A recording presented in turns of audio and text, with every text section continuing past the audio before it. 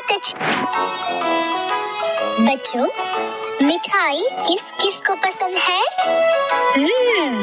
हम सभी को मिठाई बहुत अच्छी लगती है।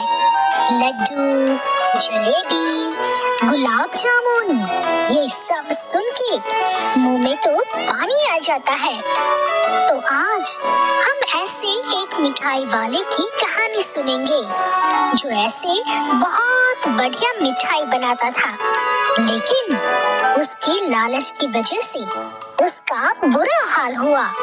तो चलो सुनते हैं लालची मिठाई वाले की कहानी।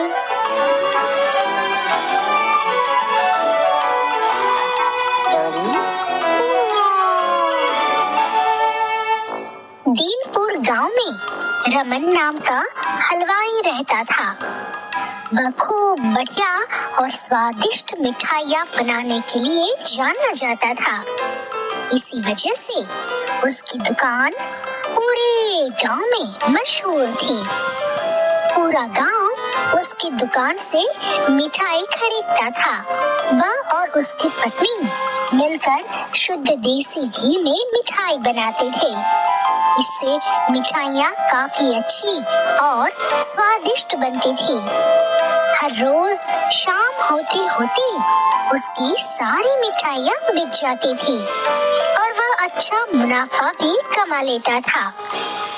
मिठाइयों से जैसे ही आमदनी बढ़ने लगी, रमन के मन में और पैसा कमाने का लालच आने लगा।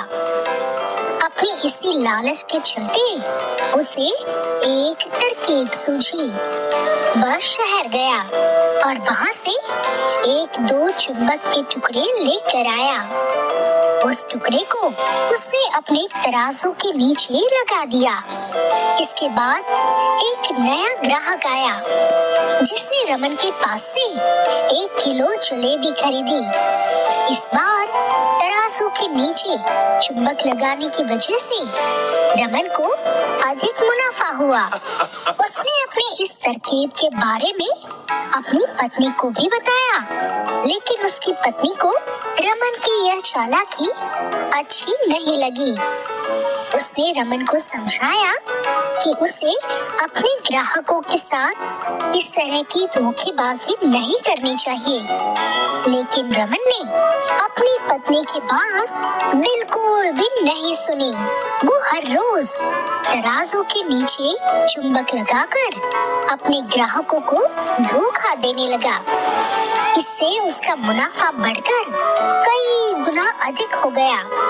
इससे रमन को काफी खुशी हुई। एक दिन रमन की दुकान पर हरी नाम का एक नया लड़का आया। उसने रमन से 2 किलो जलेबी खरीदी। रमन ने इसे भी चुंबक लगे तराजू से तोलकर जलेबी दे दी। हरी ने जैसे ही जलेबी उठाई, उसे लगा कि जलेबी का वजन 2 किलो से कम है। उसने अपना शक दूर करने के लिए रमन से दोबारा से जलेबी तोलने के लिए कहा।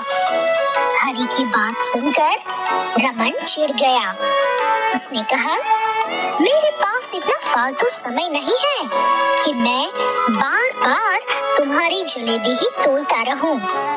ऐसा कहकर उसने हरी को वहां से जाने के लिए कह दिया। रमन मिठाई वाले की यह बात सुनकर हरी जलेबी लेकर वहां से चला गया। वह एक दूसरी दुकान पर गया और वहां बैठे मिठाई वाले से अपनी जलेबी तोलने के लिए कहा। जब दूसरे दुकानदार ने जलेबी तोली तो जलेबी सिर्फ 1.5 किलो ही निकली। अब उसका शक यकीन में बदल गया था। उसे पता चल गया कि रमन मिठाई वाले के तराजू में कुछ गड़बड़ है। अब उसने तराजू की गड़बड़ को सामने लाने के लिए खुद एक तराजू खरीद लिया और उसे ले जाकर रमन मिठाई वाले के दुकान के पास ही रख दिया। फिर हरी अपने सभी गांव वालों को वहां पर इकट्ठा करने में लग गया।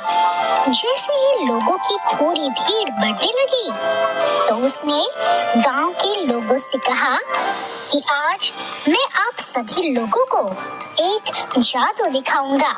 यह जादू देखने के लिए बस आप लोगों को रमन मिठाई वाले से खरीदा गया सामान एक बार इस तराजू में तोलना होगा। तब आप लोग देखेंगे कि कैसे रमन मिठाई वाले के तराजू में तोली गई मिठाइयाँ इस दूसरे तराजू में अपने आप ही कम हो जाती है। कुछ देर बाद एक दो लोग मिठाई लेकर हरी के पास पहुँचे तो उसने ऐसा करके भी दिखाया। इसके बाद रमन की दुकान से जिसने भी मिठाई खरीदी सभी ने हरी के तराजू में तोल कर देखा तो सबकी मिठाइयाँ 250 ग्राम से लेकर आधा किलो तक कम निकली। यह सब देखकर लोगों को काफी हैरानी हुई। अपनी दुकान के पास ही यह सब होता देख रमन मिठाई वाला हरी से झगड़ा करने लगा। उसने लोगों को बताया कि हरी यह सब नाटक कर रहा है। अपनी बात को सही साबित करने के लिए हरी सीधे रमन मिठाई वाले के तराजू को लेकर आया और तराजू में लगा चुंबक निकाल कर सबको दिखाने लगा। यह देख गांव वालों को बहुत गुस्सा आया। सबने मिलकर उस लालची मिठाई वाले को खूब मारा। अब उस लालची मिठाई वाले को अपनी लालच और उसके कारण की गई गलत हरकतों पर पछतावा हो रहा था। उसने अपने गांव के सभी लोगों से माफी मांगी और वादा भी किया कि भविष्य में वे ऐसी कोई भी जालसाजी नहीं करेगा। रमन की इस धोखेबाजी से पूरा गांव नाराज था, इसलिए लोगों ने उसकी दुकान में जाना काफी कम कर दिया।